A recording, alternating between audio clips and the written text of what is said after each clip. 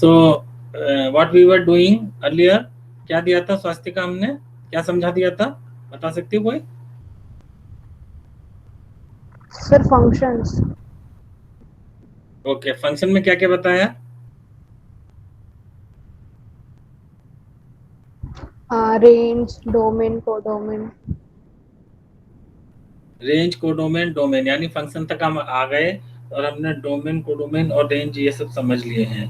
अब उसके आगे वाले टॉपिक मुझको कराने हैं, इसका मतलब ये है। तो वो अभी स्टार्ट करते हैं हम।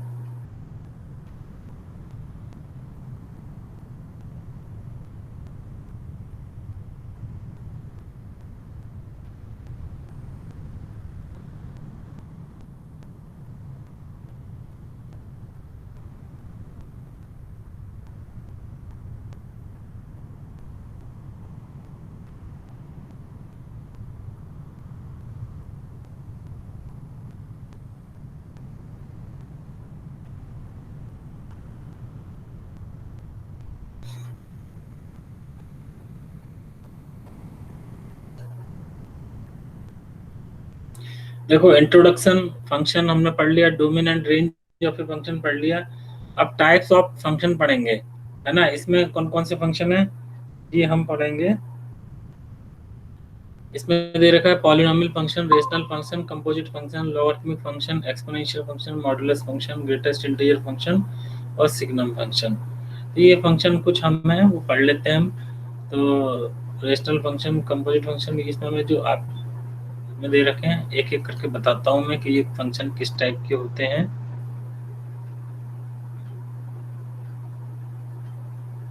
हमने ये तो पढ़ लिया था कि फंक्शन जो है वो फंक्शन कहते हैं हम किसको बेसिकली, और फंक्शन होता क्या है। और आज हम देखेंगे कि टाइप्स ऑफ फंक्शन क्या क्या हैं, कितने टाइप के फंक्शन होते हैं।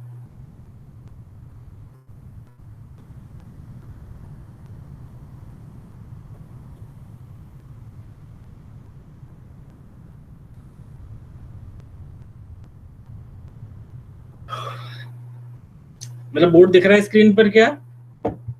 Yes sir. दिख रहा है?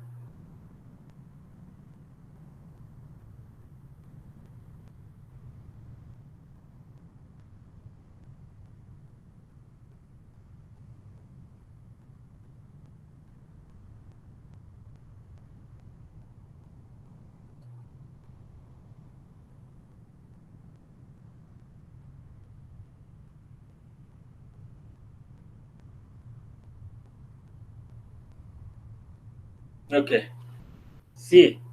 तो टाइप्स ऑफ फंक्शन में सबसे पहले पढ़ेंगे आइडेंटिटी फंक्शन। नोट करते जाना टाइप्स ऑफ फंक्शंस में। अब देखो, पहला हम पढ़ेंगे आइडेंटिटी फंक्शन।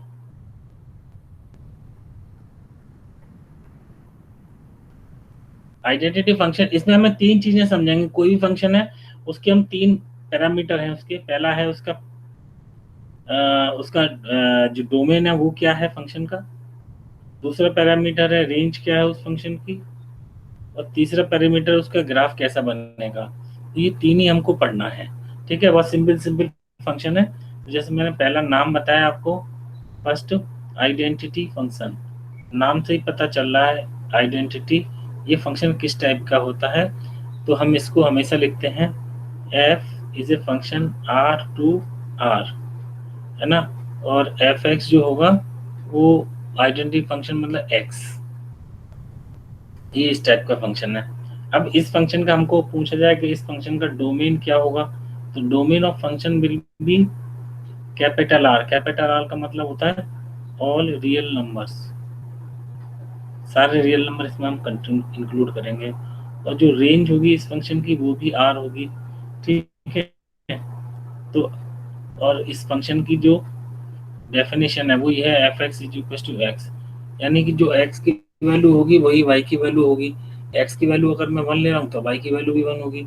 एक्स की वैल्यू 0 लेंगे तो वाई की वैल्यू भी 0 लेंगे। एक्स की वैल्यू 3 हो गई तो वाई की वैल्यू भी 3 हो गई, ठीक है। तो इस टाइप के फंक्शन का जब हम ग्राफ बनाते हैं तो आप देखेंगे कि ये हमेशा फर्स्ट एंड थर्ड क्वाड्रेंट से पास करेगी लाइन, क्योंकि यहीं पर x की वैल्यू 1 लेने पर y की वैल्यू भी 1 आएगी, ऐसा यहीं पर होगा और कहीं नहीं होगा। ये इस टाइप से आएगी 45 डिग्री के एंगल से ऊपर और नीचे बढ़ता चला जाएगा। ये समझ में आ गया आपको? आइडेंटिटी फंक्शन सबको समझ में आ गया? इसका ग्राफ कैसा होगा ये समझ में आ गया? ठीक है, 45 डिग्री के एंगल पे एक लाइन होगी जो पास करेगी फर्स्ट और थर्ड क्वाड्रेंट से होती हुई जाएगी।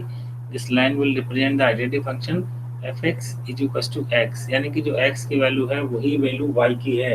एक्स देख रहे हैं आप माइनस में होगा तो वाई भी माइनस में जाएगा। थर्ड क्वाड्रेंट में ही एक्स और वाई नेगेटिव होते हैं, तो एक्स माइनस में तो वाई माइनस में। तो इस तरह से हम इस फंक्शन को डिफाइन कर सकते हैं आसानी से। अब जाते हैं हम, दूसरा फंक्शन है हमारा कांस्टेंट फंक्शन।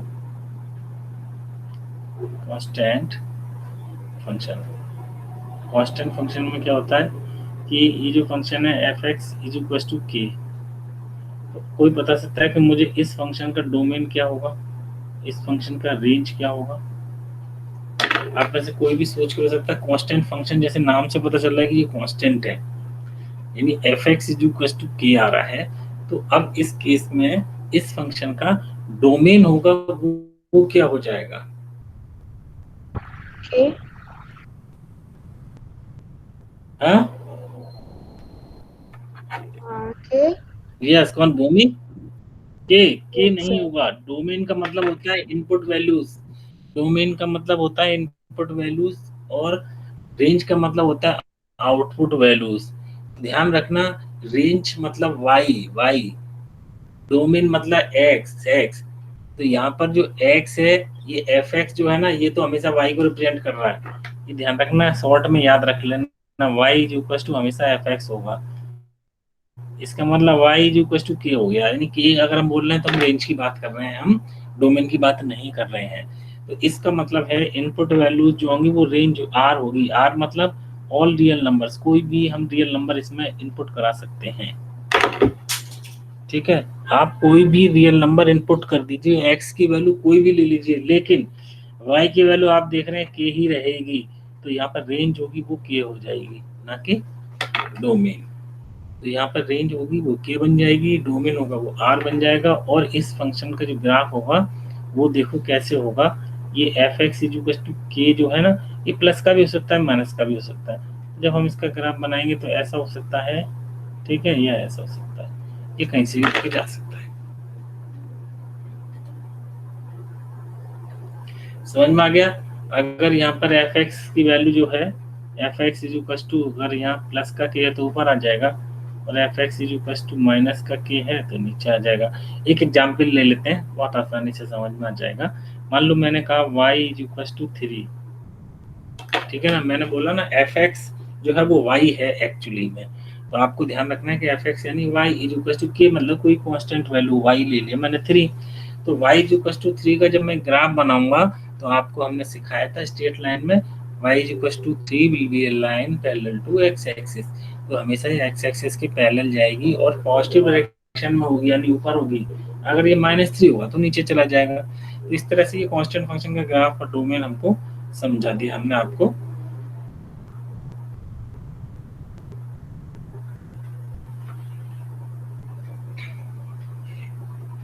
समझ आ गया? क्लियर हो गया? Yes sir. Yes sir. Okay, अब देखो तीसरा है पॉलिनोमियल फंक्शन। पॉलिनोमियल आपने पढ़ा हुआ है, पॉलिनोमियल क्या होता है ना, हम सबको मालूम है। क्वाड्रेटिक पॉलिनोमियल हमने पढ़ा है। अगर हम एक जनरल पॉलिनोमियल की बात करें F X is equal to, तो वो इस टाइप का होगा a0 plus a1x plus a2 x2 plus an xn, ये जनरल होगा। हमने पढ़ा था क्वाड्रेटिक पॉलिनोमियल, आपने पढ़ा है। मान लो कोई क्वाड्रेटिक पॉलिनोमियल लिख दूं मैं, तो देखो x होगा x square plus 2x plus 3। ठीक है, हमेशा x की जो पावर है वो डिसेंडिंग ऑर्डर में लिखी जाती है, लेकिन जब हमने स्टैंडर्ड पॉलिनोमियल में लिखेंगे उसमें असेंडिंग में लिख देते हैं हम। नॉर्मली क्या होता है, a की पावर घटती है, एक की बढ़ती है, a0 a1 a2 बढ़ता चला जा रहा है, और इधर एक्स एक्स स्क्वायर ये बढ़ता चला। इस तरह से देखो हम बना सकते हैं। तो कोई भी पॉलिनोमियल फंक्शन है, चाहे वो क्वाड्रेटिक पॉलिनोमियल हो या ट्राइनोमियल हो या मोनोमियल हो या वो any number of terms, it में contains any number of terms, ठीक है। तो ये जो फंक्शन होगा ये हमेशा एफ जो होगा फंक्शन आर टू आर होगा, मतलब इस फंक्शन का डोमेन होगा वो भी रेंज रियल नंबर होगा और रेंज भी आर होगी। इसका डोमेन और रेंज दोनों रियल नंबर होगा, है ना। कैसे होगा आप कहोगे सर ये कैसे हो गया, देखो मैं बताता हूँ आपको एक एग्जांपल लेके। मान लो मैंने एफ एक्स इक्वल टू एक ये पॉलिनोमियल ले लिया। ये पॉलिनोमियल है या नहीं पहले तो ये बताओ, और ये कौन सा पॉलिनोमियल है जल्दी से बताओ भूमि, whether it is a polynomial or not। Sir मेरे को स्क्रीन पूरी नहीं दिख रही। पूरी नहीं दिख रही अब? यस सर, बस एफ, नहीं सर अभी भी नहीं, बस एफ एक्स ही दिख रहा है। ऐसा क्यों हो रहा है? और कितने बच्चों को आधा अधूरा दिख रहा है?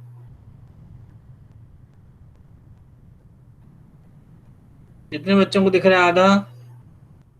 टाइप करो, जिनको क्लियर दिख रहा है वो सी टाइप करें, जल्दी से पता लग जाएगी मुझे। प्रियांशु को सही दिख रही है सी, ओके। और भूमि को सही दिख रही है।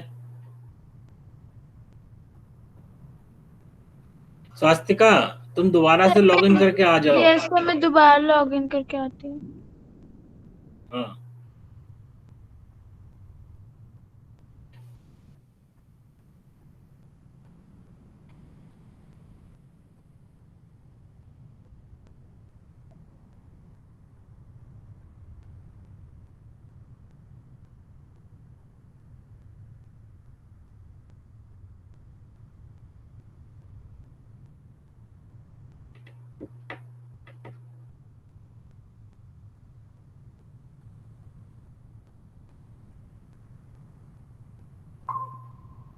ओके। अब देखो ये क्वाड्रेटिक फंक्शन है कोई, है ना, क्वाड्रेटिक वो है। तो इसमें हम इसका मैंने बताया कि डोमेन होगा वो भी इसका आर होगा यानी कि रियल नंबर होगा, और जो रेंज होगा वो भी रियल नंबर होगा। देखो आप एक्स की कोई भी वैल्यू ले लो, मैंने एक्स की वैल्यू ले ली मान लो 1, तो देखो इसमें रखेंगे 1 तो आएगा 1 स्क्वायर -2, तो ये -2 आ गया, तो -2 इज रियल नंबर। तो ऐसे हम x की कोई भी वैल्यू लें यानी कि -इन्फिनिटी से लेके +इन्फिनिटी के बीच में x की मैं कोई भी वैल्यू पुट करूंगा इस फंक्शन के अंदर, तो मुझे उसके करस्पॉन्डिंग y की एक वैल्यू मिलेगी और वो भी एक रियल नंबर होगी। इसलिए हम इसको क्या बोलते हैं, पॉलिनोमियल फंक्शन जिसकी रेंज और डोमेन दोनों आर है यानी कि रियल है। तो ये हमारा हो गया पॉलिनोमियल फंक्शन। अब इसके बाद रेशनल फंक्शन आपने पढ़े होंगे। रेशनल फंक्शन किस टाइप के होते हैं, जिसके अंदर फ्रैक्शन आ जाए, ये बन जाते हैं रेशनल फंक्शन। आपने क्लास 10th में भी पढ़े होंगे, ये एफ एक्स अपॉन जी एक्स टाइप से, है ना। तो ये भी क्या होगा, ये जो फंक्शन होगा, और यहाँ पर हम लिख देंगे जी एक्स भाई 0 के इक्वल नहीं होना चाहिए वरना नॉट डिफाइंड हो जाएगा। तो ये जो फंक्शन होता है रेशनल फंक्शन, ये भी आर टू आर ही डिफाइंड होता है। इसका मतलब इसका डोमेन भी रियल नंबर होगा और रेंज भी रियल नंबर होगी, है ना।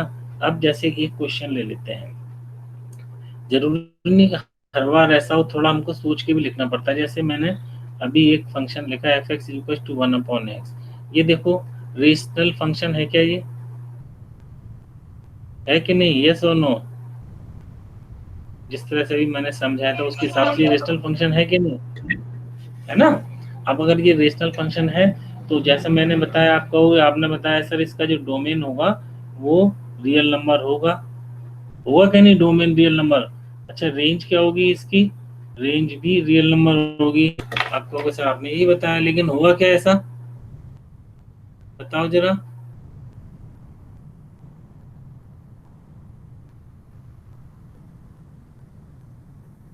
ठीक है बिल्कुल होगा, इसका डोमेन भी रियल नंबर होगा और रेंज भी रियल नंबर होगी, लेकिन डोमेन में से मुझे क्या करना पड़ेगा, ये 0 निकाल देना पड़ेगा।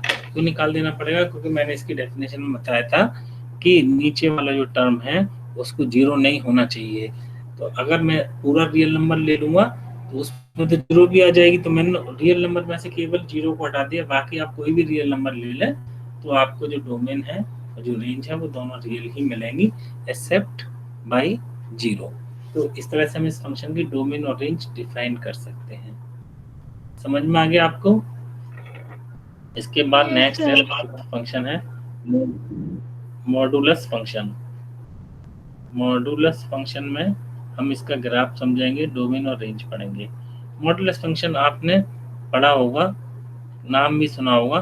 देखो ये इस तरह से दो बॉडीगार्ड्स को लेके साथ चलता है, ठीक है। तो अब इस बॉडीगार्ड का क्या मतलब है? इसका मतलब ये है कि इसके अंदर मैं जो भी वैल्यू पुट करूंगा, एक्स की वैल्यू ली मैंने -3 सपोज, तो एफ -3 की वैल्यू क्या हो जाएगी? मॉड -3।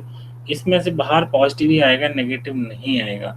आप चाहे इसके अंदर प्लस का नंबर लिखें और माइनस का लिखें, आपको आउटपुट पॉजिटिव ही मिलेगा। ये इस फंक्शन की डेफिनेशन होती है, इस फंक्शन का काम होता है। तो F X is equal to X, इसको हम रीडिफाइन करते हैं तो हम ऐसे लिखते हैं is equal to X when X is greater than और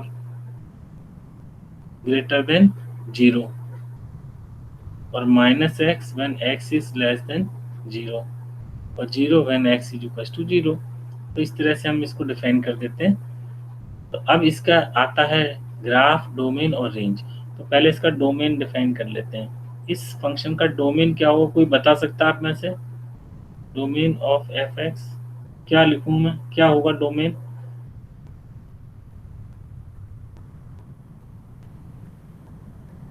यस,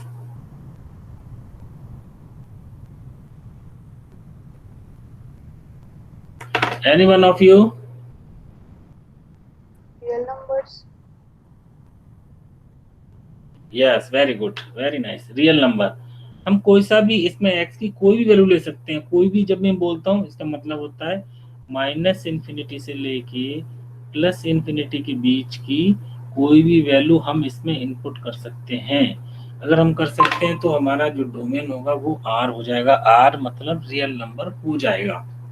अब हम इसके रेंज की बात करेंगे, ठीक है। तो रेंज की बात कर रहे हैं इसकी हम। तो रेंज क्या कोई बता सकता है क्या होगी इसकी रेंज?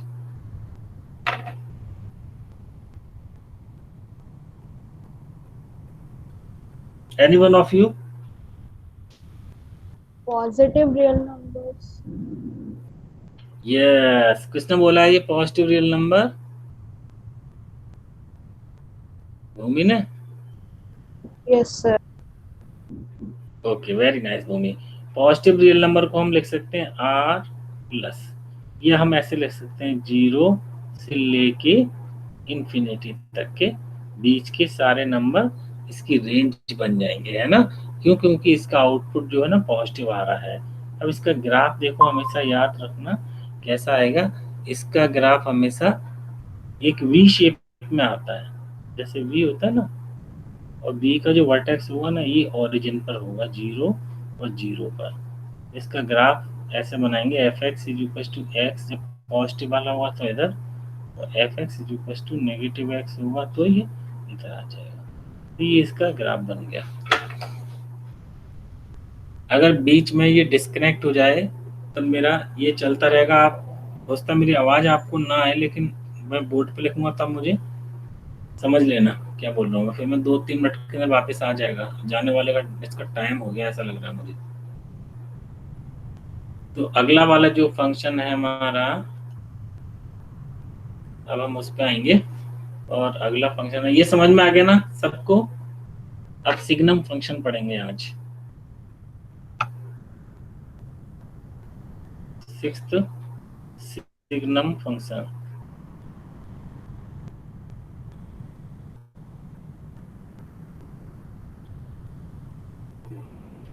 देखो सिग्नम फंक्शन क्या होता है, ये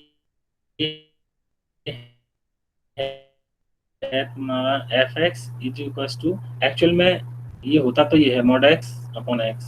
इसको जब हम रिडिफाइन करते हैं तो ये आ जाता है 1 0 1। और 1 कब आएगा? When X is greater than 0। 0 कब आएगा? When X is equal to 0। और -1 कब आएगा? When x is less than 1, 0। ये 3 कंडीशन होती हैं। This is called signum function 1, 0, -1। अब कोई इसकी मुझे डोमेन बता सकता है? डोमेन यहीं पे हम डिफाइन कर लेते हैं। डोमेन क्या हुआ?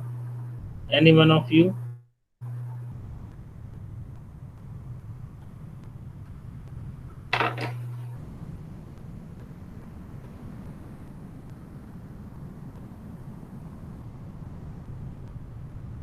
Any one of you?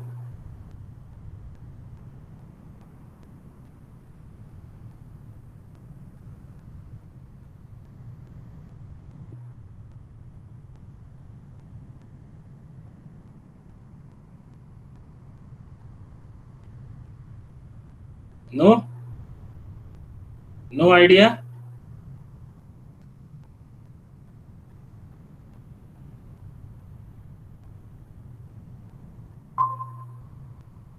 Real numbers.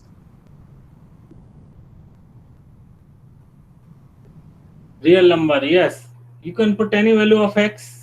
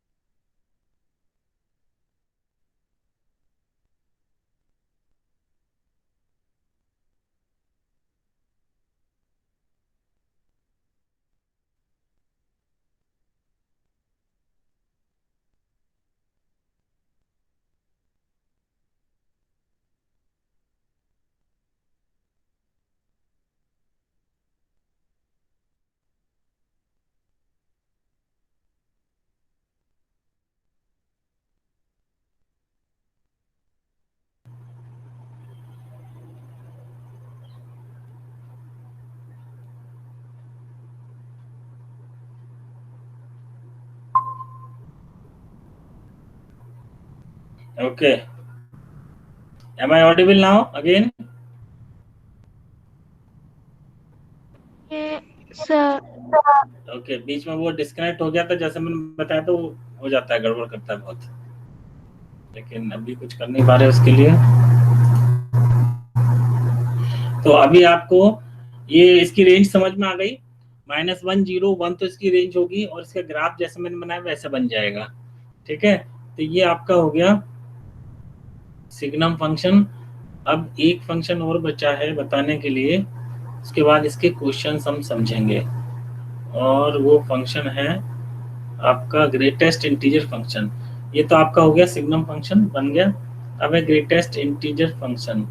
ठीक है, ये बहुत मजेदार फंक्शन है। आप देखेंगे कि इसका काम बिल्कुल उल्टा है, नाम पे मत जाना इसका। 7th टाइप का ये हो गया ग्रेटेस्ट इंटीजर फंक्शन। नाम है इसका ग्रेटेस्ट, काम कर देगा उल्टा। ये देखो कैसे कर देगा।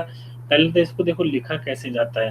अगर ये वाला ब्रैकेट लगा हुआ है और इसके अंदर x लिखा है, तो इसका मतलब है कि ये ग्रेटेस्ट इंटीजर, ठीक है, इसको शॉर्ट में बोलेंगे ग्रेटेस्ट इंटीजर फंक्शन, जिफ है ये।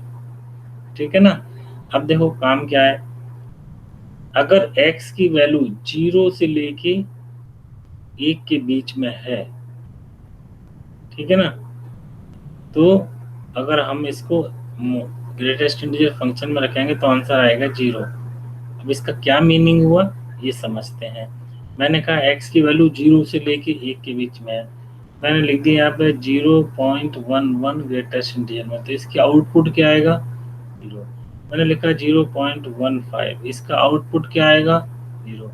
मैंने लिखा 0.5, इसका आउटपुट क्या आएगा 0। मैंने लिखा 0.6, इसका आउटपुट क्या आएगा 0। ये कहाँ तक 0 आता जाएगा, 0.999 तक आप 0 ही मान लें इसको। समझ में आ गया आपको। और अगर मैंने लिख दिया यहाँ पर 1.1, अब कितना आएगा आउटपुट, कितना आएगा 1. 1। मैं लिखूंगा 1.2, आउटपुट कितना आएगा 1। मैं लिखूंगा 1.59, कितना आउटपुट आएगा 1 आएगा। ध्यान रखना छोटी वैल्यू पकड़ता है ये, है ना। अगर यहाँ लिख दूंगा 9.99 तो ये 9 ही आएगा, लेकिन एक जगह उल्टी उल्टी वैल्यू पकड़ेगा। मतलब अगर मैंने लिखा 0 नेगेटिव का 0.5, तो ये हो जाएगा -1। ध्यान रखना, -1.5 अगर लिख दिया तो ये हो जाएगा -2। नेगेटिव में उल्टा चलेगा। यहाँ पर लिख लिया -3.25, तो ये हो जाएगा -4। ऐसे चलता है ये, आगे वाले में जंप कर जाएगा। ठीक है, तो इसका जो डोमेन होगा, कोई बता सकता है सोच के कि डोमेन क्या बन जाएगा इस केस में इसका।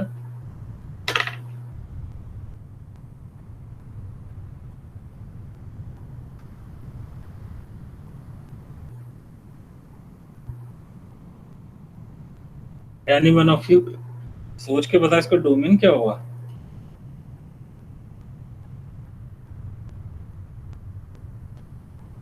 जल्दी बताओ जरा सोच के। Real numbers. Real numbers. कौन गायब हो गया, स्वस्तिका बार बार आ रही है जा रही है, क्या चल रहा है स्वस्तिका। सर वो थोड़ा इसको, नेट गड़बड़ कर रहा है। इसका जो डोमेन है वो रियल नंबर होगा। इसमें कोई भी वैल्यू हम देख रहे हो आप ले सकते हैं, लेकिन जो आउटपुट होगा यानी कि जो रेंज होगा वो क्या आएगा, कोई बता सकता है रेंज क्या होगा।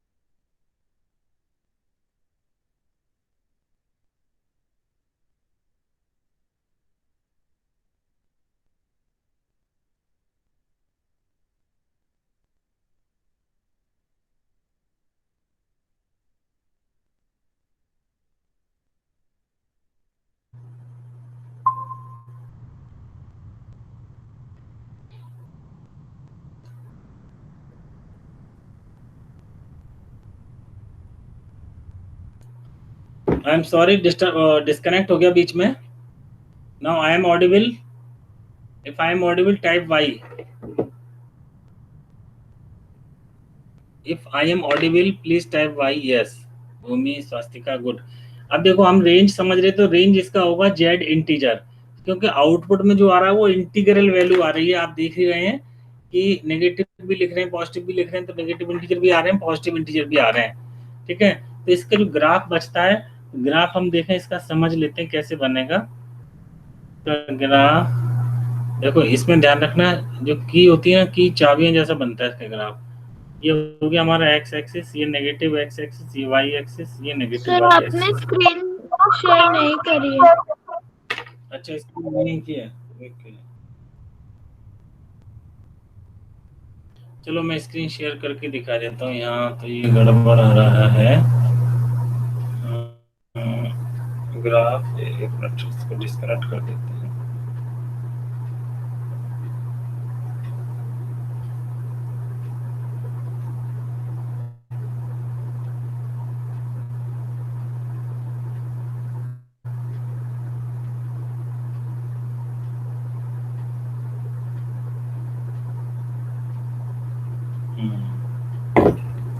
एक मिनट. स्क्रीन, इसके ग्राफ में लगा रहा हूँ, आप देख लेना स्क्रीन पर कैसा दिखता है.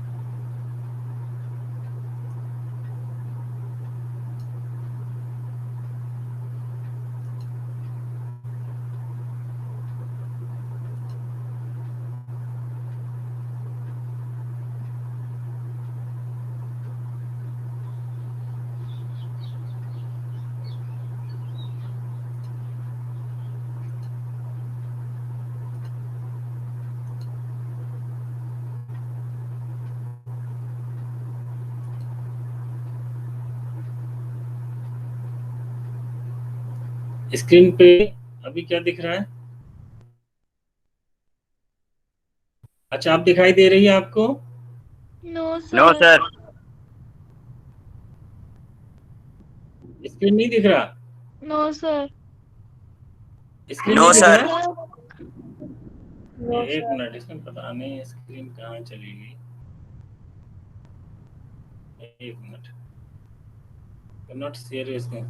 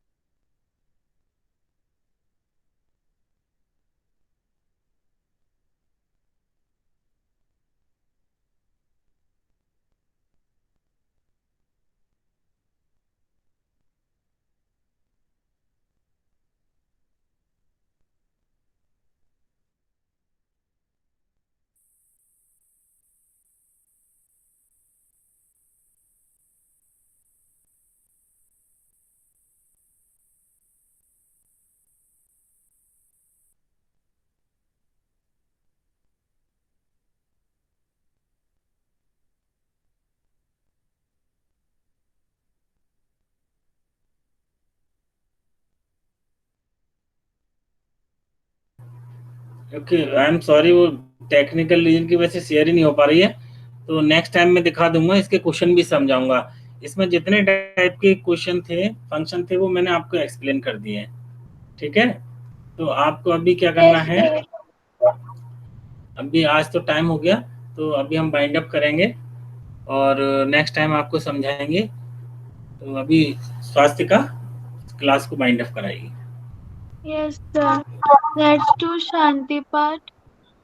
ओम शांति शांति शांति।